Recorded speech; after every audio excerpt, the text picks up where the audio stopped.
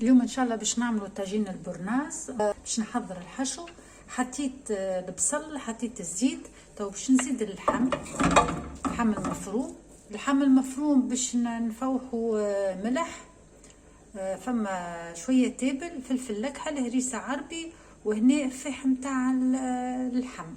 عندي لهنا شويه الفلفل اخضر، فلفل كي قصيتك الفلفل اللي باش نحشوه وكل شيء. قعدوا ليش الطريفات، قلت علاش باش يتلوحوا شويه الفلفله اللي نحنا قلنا تنجموا تستغنوا عليها باش نحطوا المعدنوس.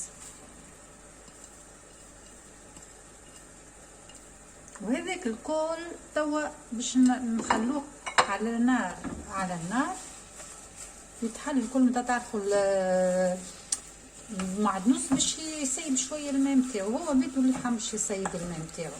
يعني مانيش باش نضيف، باش نخليه هكا حتى يطيب اللحم ويشيح من غير ما باش نزيد حتى قطره ماء. هني اللحم يعني طاب. تو باش نقص عليه باش نضيف له شويه خبز بيت، يعني خبز كومبلي فتفتو ومادام سخون باش يلموا الكل مع بعضه.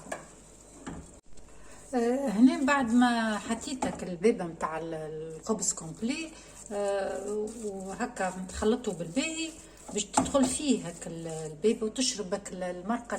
تو من بعد برد اللحم باش نضيف له زوز كعبات عظم ركضتهم.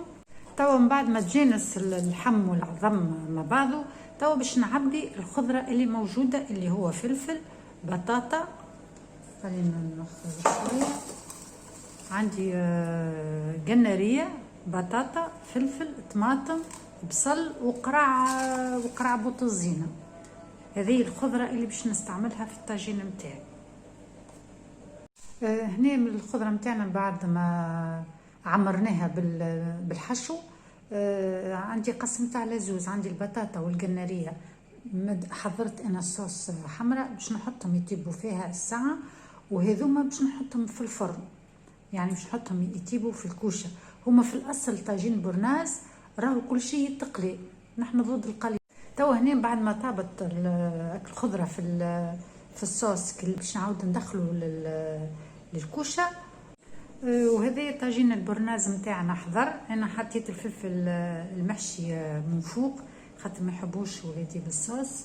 وان شاء الله تجربوه، ان شاء الله تجربوه غدوه 6 رمضان. انا اليوم استعملته في 5 رمضان.